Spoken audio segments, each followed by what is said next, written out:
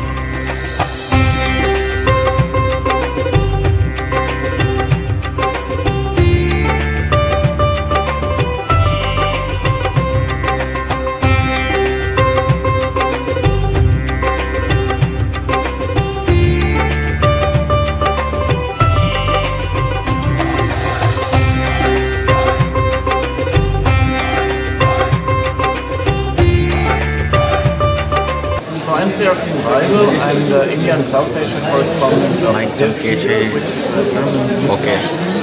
And I had the great honor and pleasure to attend today this meeting of the World Biodiversity Day, which was very important for me since I was reporting on biodiversity as a political reporter in Germany that also celebrated this day. And it was a very interesting experience to see how you live biodiversity and how you are making efforts to protect biodiversity. So it was a great pleasure and I'm very happy to be here.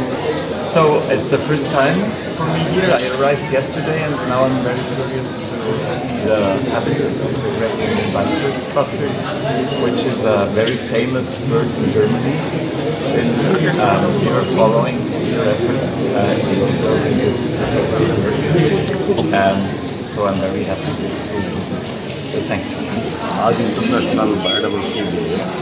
इसका ये programme हम लोग forest department and Gujarat biodiversity board के साथ ये celebration में भाग लिए है एंड मोर देन 250 लोग इसमें पार्टिसिपेट किए हैं. गाँव का विलेज लोग और सरपंच और ऑफिशियल्स और डिपार्टमेंट का ऑफिशियल्स गाइड का सब लोग इसमें भाग रहे हैं.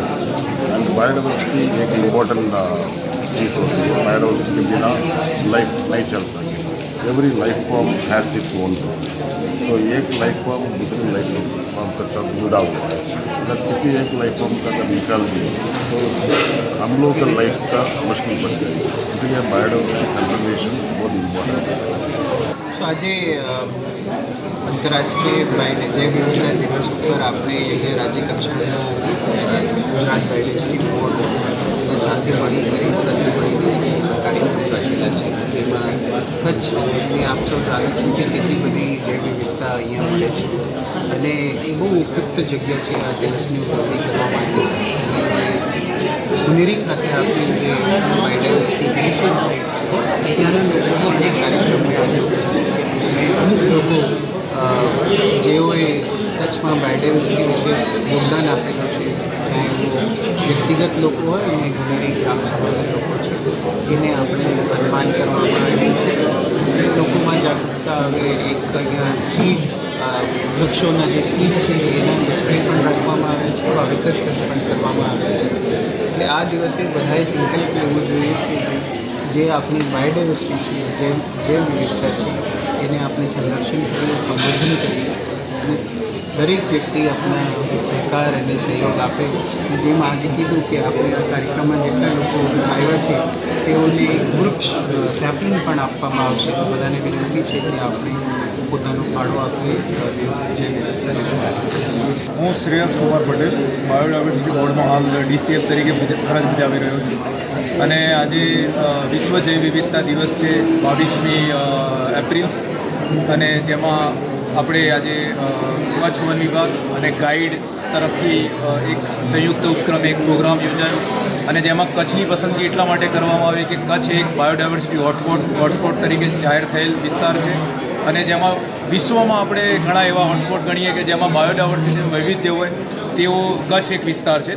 જેથી આજે આપણે આજ કચ્છમાં ઉજવણી કરી અને વન વિભાગ અને ગાઈડે ખૂબ એમાં મોટી સંખ્યામાં ગુનેરી જે આપણી એક બાયોડાયવર્સિટી હોટસ્પોટ તરીકે જાહેર થયેલ વિસ્તાર છે એના બીએમસીના મેમ્બર સરપંચશ્રીઓ, પર્યાવરણવિદો, વન વિભાગનો સ્ટાફ, ગાઈડનો સાયન્ટિસ્ટ ગણ અને અમારા બાયોડાયવર્સિટી બોર્ડના કેટલાક સ્ટાફ ઉપસ્થિત રહ્યા અને એમને મોટી સંખ્યામાં ભાગીદારી કરી અને જ્યારે કેટલાક એવોર્ડ પણ જે બાયોડાયવર્સિટી ક્ષેત્રે જેમને સારી કામગીરી કરેલી છે તેવા મિત્રોને આપણે એવોર્ડ સમારંભ પણ યોજાયો અને આ કાર્યક્રમની ખૂબ સારી રીતે ચર્ચા વિચારણા બાદ પૂર્ણાહુતિ થઈ અને કેટલાક સંકલ્પો પણ લેવામાં આવ્યા છે, જેમ કે હની બી અત્યારે હાલ જે મધમાખીની સંખ્યા ઓછી થઈ રહી છે એ બાબતે પણ આપણે કેટલીક ચર્ચા વિચારણા કરી, કચ્છની બાયોડાયવર્સિટી બાબતે ચર્ચા વિચારણા કરી, બાયોડાયવર્સિટી એક્ટ બાબતે ચર્ચા વિચારણા થઈ અને આ કાર્યક્રમ ખૂબ સફળ રીતે પૂર્ણ થયેલો છે. ધન્યવાદ. Okay sir.